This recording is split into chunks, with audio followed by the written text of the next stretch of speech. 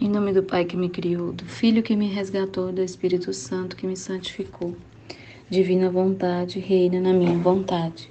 Ó minha mãe, eu te amo e tu me amas. Dá-me um gole da vontade divina na minha alma. Me abençoa, mãe, para que todas as minhas ações sejam feitas diante de vossos olhos maternais. Amém. Suprema Majestade, eu venho em sua divina vontade, em nome de todos, do primeiro ao último homem que existirá na terra, para dar a ti as homenagens que tendes direito, as adorações, os louvores, o amor, as reparações, por todos e por cada pecado. Vem, Senhor, na tua divina vontade, dou-te a minha vontade humana por meio do Imaculado Coração de Maria, que possui todos os dons e os frutos da divina vontade. Dai-me, Senhor, a tua divina vontade. Vem, divina vontade, nesta ação que estou a fazer e em todas as ações que eu farei durante este dia. Amém, Fiat. Livro do Céu, volume 4, trecho 43, 27 de dezembro de 1900. Deus não está sujeito a mudar-se. O demônio e a natureza humana frequentemente se mudam. Esta manhã me encontrava com temor sobre meu estado, que não fosse o Senhor que operasse em mim, com o agregado de que não se dignava a vir. Então, depois de muito esperar, assim que o vi, lhe expus meu temor e ele me disse: Minha filha, antes de tudo, para te pôr neste estado, está o concurso de minha potência, e depois quem te teria dado a força, a paciência de estar por tão longo tempo neste estado dentro de uma cama? A simples perseverança é um sinal certo de que a obra é minha, porque somente Deus não está sujeito a mudar-se. Mas o demônio e a natureza humana muito frequentemente se mudam, e o que hoje amam, amanhã aborrecem. E o que hoje aborrecem, amanhã amam, e encontram nisso sua satisfação. Esse trecho é a mais pura verdade, né? Ele só esclarece pra gente, assim. Teve um outro trecho que ela também estava com medo de não ser Jesus, mais para trás, e ele esclarece para ela que a prova de que ela estava nesse estado, se eu não me engano, era que ele citava nesse trecho, era a paz que ela sentia e tal, que ela não estava sentindo, não era perturbação, né, a ponto assim de perturbar a alma dela, né? Ela tem todas essas questões que ela, no início ela ficou questionando bastante, mas eu lembro que era bem parecido o trecho. Mas aqui ele vem falar uma coisa pra gente que eu escutei, essa questão de você se apoiar no humano, né? Que eu escutei não sei se foi na aula que eu não terminei de assistir hoje, mas ou se foi na preparação dos 31 dias, na meditação, que ele fala da escada, né? A escada eu li ou ouvi em algum lugar hoje, que a escada, eu acho que foi na escola mesmo, que a escada que a Luísa tentava subir e não conseguia, porque os degraus se moviam, né? E aí ele veio explicar para ela que os degraus se mexendo você não pode se apoiar em nada humano, né? Para subir aquela escada difícil ali, ela teria que se apoiar nele, né?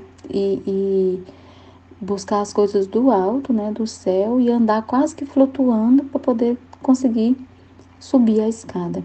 Porque se ela se apoiasse em alguma coisa humana, em forças humanas, ela não conseguiria, porque assim que você põe o pé ou se tenta se apoiar com as mãos, o degrau, ele some, ele cai, você cai no precipício. O que ele quis dizer? A mesma coisa que ele está dizendo aqui, que o ser humano, ele é muito instável, né? Então, do mesmo dia que uma pessoa fala que gosta de você, no outro dia ela tá falando mal de você. Então, não adianta a gente se apegar a pessoas, a coisas. Por exemplo, a Aline estava falando do pai dela, que ele se resignou bastante no final da vida, né?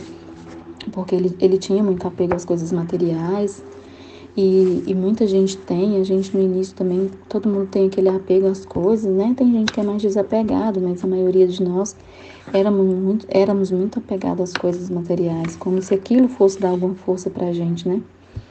Então, ele está ensinando a gente isso, a não se apoiar em ninguém e nada da terra, tem que se apoiar nele. E ele conta para ela um segredo mais que a gente também tem que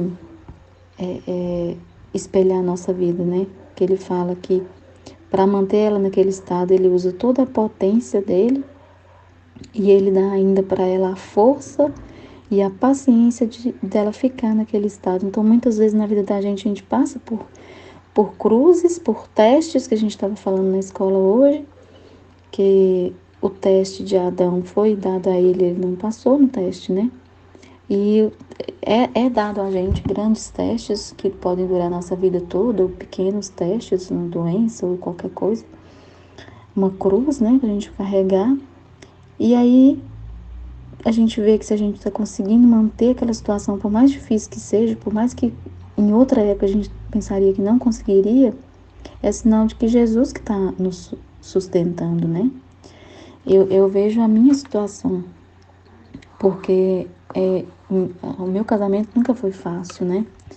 Tive muitas situações muito difíceis. Quero até fazer uma partilha, não sei se vai dar tempo de fazer hoje, sobre aquele trecho da Valéria, né? Que aquele ali é a minha vida, praticamente. Então, o grande teste da minha vida, a grande cruz da minha vida é o meu casamento. E eu fui entender isso, solidificando isso aos poucos, né? Jesus foi me ensinando. E com esse trecho que a Aline colocou no grupo lá ontem, ou foi hoje, eu acho que foi ontem que eu li ele ontem à noite, sobre a Valéria, que a Val Torta descreve, né, a conversa de Jesus com a romana Valéria, é a minha vida, né, eu vivi muito do que ela passou ali, então, só Jesus que dá essa paciência pra gente se fortalecer e fazer o que ele quer, que é manter o casamento, um casamento muito difícil, então só Deus que sustenta a gente, com a paciência e com a força, senão não seria. E por que eu tenho que entender que é vontade de Deus e é Ele que me sustenta? Porque, por exemplo, o casamento, o inimigo, ele não quer manter a família, ele quer destruir a família. Para ele, o interessante não é manter, é fazer com que um se vire contra o outro e acabe o casamento, justamente porque ele sabe que Jesus deixou esse ensinamento para a gente, então ele quer destruir tudo o que Cristo ensina para a gente, né? Então, eu tenho que ter na minha mente que esse estado que eu tô, assim como a Luísa falou aqui, que o estado dela era muito difícil e ela ficava com aquele medo de que não fosse Jesus, né? Eu tenho que ter em mente que ele sempre falou para mim a mesma coisa. Então, ele não mudou de ideia. Ele quer que eu mantenha o meu casamento. Então, é para isso. Ele me dá a força e a paciência para isso. Então, ele não muda. Se mudasse de ideia a todo momento, como instável, como ele está falando que é a natureza humana, a gente percebe logo a diferença, né?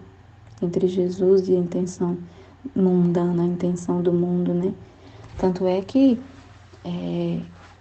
a gente tem vários exemplos de situações que o ser humano ele muda de ideia muito rápido, né? As amizades são exemplo disso, né? Muitas vezes, se você tem uma amizade e você está servindo para aquela pessoa, para alguma coisa, ela tá ali te apoiando, não, você é minha amiga, tudo bem. E aí no outro dia acontece qualquer coisa, você não pode ajudar ela mais, ou você fala um não, a pessoa já muda. Então, assim, na verdade não era amigo, né? Então é isso que ele está explicando isso pra gente aqui hoje. Amém, Fiat.